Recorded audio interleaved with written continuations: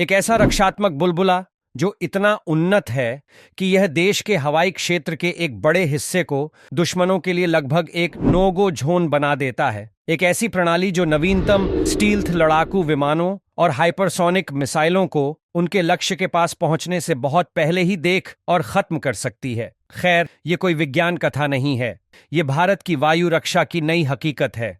रूस की भारत को शक्तिशाली S-400 और संभावित रूप से अगली पीढ़ी के S-500 से लैस करने की योजना सिर्फ एक और हथियारों का सौदा नहीं है, यह एक ऐसा कदम है जो एशिया के रणनीतिक नक्शे को मौलिक रूप से फिर से बनाता है। आइए जानें कि इसका वास्तव में क्या मतलब है। सबसे पहले हमें यह समझने की जरूरत है कि आधुनिक युद्ध का मैदान कैसा दिखता है। साधारण डॉग फाइट्स का जमाना अब खत्म हो गया है। आज के खतरे तेज, होशियार और पता लगाने में बहुत ज्यादा मुश्किल हैं। हम चीन के J-2 जैसे 5वीं पीढ़ी के स्टील्थ लड़ाकू विमानों की बात कर रहे हैं, जिन्हें रडार को चकमा देने के लिए डिजाइन किया गया है। हम इंटेलिजेंट ड्रोन्स के झुंड की बात कर रहे हैं, जिन्हें बड़ी संख्या में भेजकर सुरक्षा को भेदने के लिए बनाया गया है। और निश्चित रूप से हाइपरसोनिक मिसाइलों की भयानक गति है, जो ध्वनि की गति से 5 गुना से अधिक तेजी से यात्रा करती है, जिससे पुरानी प्रणालियों के लिए उन्हें रोकना लगभग असंभव हो जाता है। भारत जैसे विशाल देश के लिए, जो 2 परमाणु सशस्त्र पड़ोसियों के साथ 15,000 किलोमीटर से अधिक की भूमि सीमा साझा करता है, अपने हवाई क्षेत्र की रक्षा करना एक बहुत बड़ा काम है। चीन और पाकिस्तान दोनों ही लगातार अपने आक्रामक हथियारों का आधुनिकीकरण कर रहे हैं। पाकिस्तान अपनी वायुसेना को नए लड़ाकू विमानों और मिसाइलों से उन्नत कर रहा है, जबकि चीन स्टील्थ विमान और हाइपरसोनिक तकनीक पर पूरी गति से आगे बढ़ रहा है। यह एक उच्च जोखिम वाला 2 मोर्चों वाला खतरा पैदा करता है, जहां एक बुनियादी वायु रक्षा नेटवर्क काफी नहीं होगा। भारत की रक्षा हमेशा से ही स्तरित रही है, जिसमें स्वदेशी आकाश और संयुक्त रूप से विकसित बराक 8 मिसाइलों जैसी प्रणालियों का मिश्रण इस्तेमाल किया गया है। ये छोटी से मध्यम दूरी के खतरों के लिए बहुत अच्छे हैं, लेकिन सबसे ऊंचे स्तर पर एक कमी थी। समस्या केवल एक ढाल होने की नहीं थी, यह एक ऐसी ढाल होने के बारे में थी जो दूर तक देख सके, तेजी से प्रतिक्रिया कर सके और उन खतरों को खत्म कर सके जो पहले अछूत थे।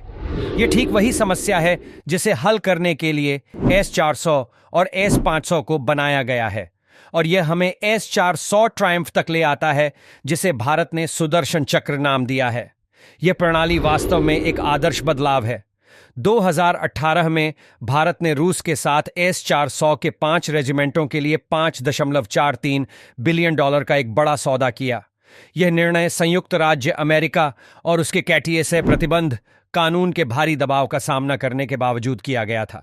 भारत अपने रुख पर कायम रहा, यह स्पष्ट करते हुए कि उसकी रणनीतिक स्वायत्तता और राष्ट्रीय सुरक्षा पहले आती है। तो S-400 को इतना प्रभावी क्या बनाता है? आइए इसके स्पेसिफिकेशंस को देखें। सिस्टम के उन्नत रडार 600 किलोमीटर दूर से बड़े विमानों का पता लगा सकते हैं।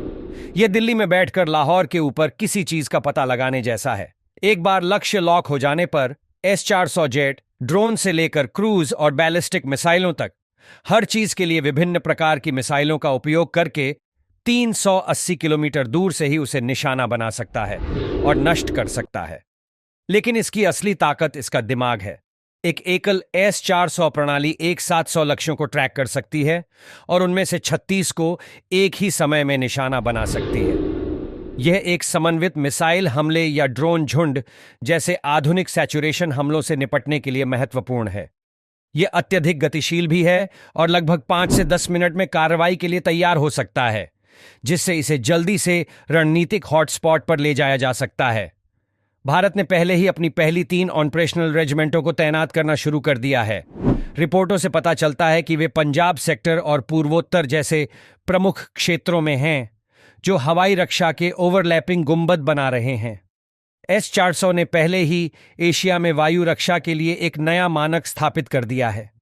लेकिन क्या होता है जब आप एक ऐसी प्रणाली जोड़ते हैं जो एक पूरी पीढ़ी आगे हो?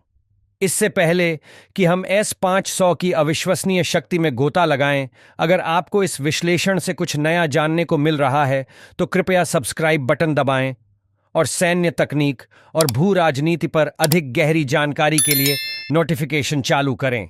अब इसकी दावा की गई क्षमताएं काफी चौंकाने वाली हैं। हालांकि हमें ध्यान देना चाहिए कि ये रूसी रिपोर्टों पर आधारित हैं और स्वतंत्र रूप से पूरी तरह से सत्यापित नहीं हुई हैं। कहा जाता है कि S-500 की बैलिस्टिक मिसाइलों के लिए 2000 किलोमीटर और विमानों के लिए 800 किलोमीटर की डिटेक्शन रेंज है। इसके इंटरसेप्टर कथित तौर पर 600 किलोमीटर दूर और 200 किलोमीटर तक की ऊंचाई पर लक्ष्य को भेद सकते हैं, जो इसे एक्सो एटमॉस्फेरिक इंटरसेप्शन की श्रेणी में रखता है। अंतिम मोहरे अभी भी चल रहे हैं, लेकिन दिशा स्पष्ट है। भारत एक ऐसी ढाल बना रहा है जो खेल को बदल देती है, लेकिन यह एक अंतिम सवाल छोड़ जाता है। जैसे जैसे इसका हवाई क्षेत्र तेजी से सुरक्षित होता जा रहा है, भारत की रणनीतिक महत्वाकांक्षाओं के लिए अगला मोर्चा क्या है? मुझे नीचे टिप्पणियों में बताएं कि आप क्या सोचते हैं, और इस वीडियो को लाइक, सब्सक्राइब और शेयर करना ना भूलें। जय हिंद।